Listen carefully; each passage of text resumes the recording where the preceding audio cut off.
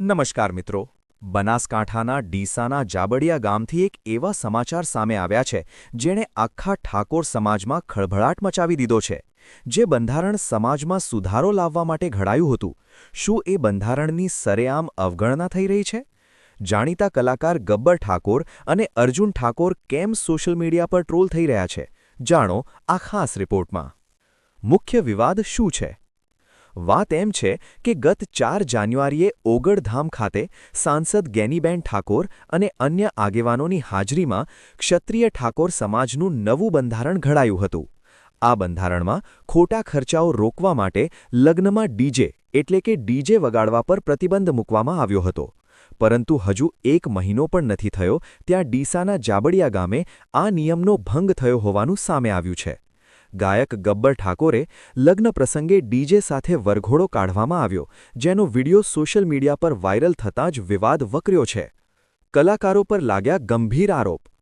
આ વરઘોડામાં જાણીતા કલાકાર અર્જુન ઠાકોર અને ગબ્બર ઠાકોર પણ હાજર હતા અને તેમણે ડીજેના તાલે ગીતો ગાયા હતા.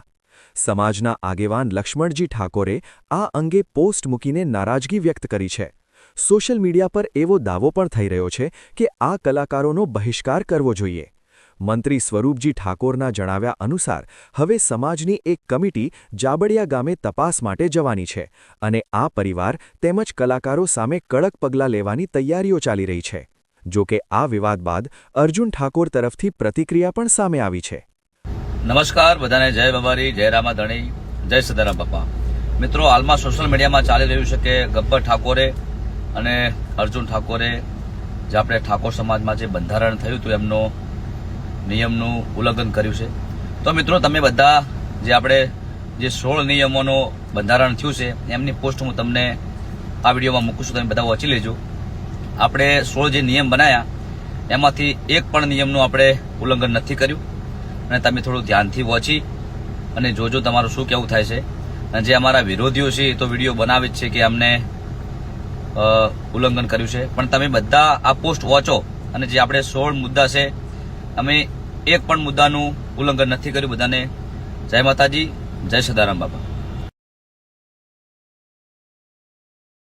શું સમાજનું બંધારણ દરેક માટે સરખું છે કે પછી જાણીતા કલાકારો માટે નિયમો અલગ છે? આ સવાલ અત્યારે સોશિયલ મીડિયા પર ગુંજી રહ્યો છે. મિત્રો, તમને શું લાગે છે? શું ઠાકોર સમાજે બનાવેલા આ નિયમોનું પાલન કડક રીતે થઈ રહ્યું છે? આવા જ લેટેસ્ટ અને ગ્રાઉન્ડ રિપોર્ટ જોવા માટે અમારી ચેનલને સબસ્ક્રાઇબ કરો અને બેલ આઇકન દબાવવાનું ભૂલતા નહીં. આભાર.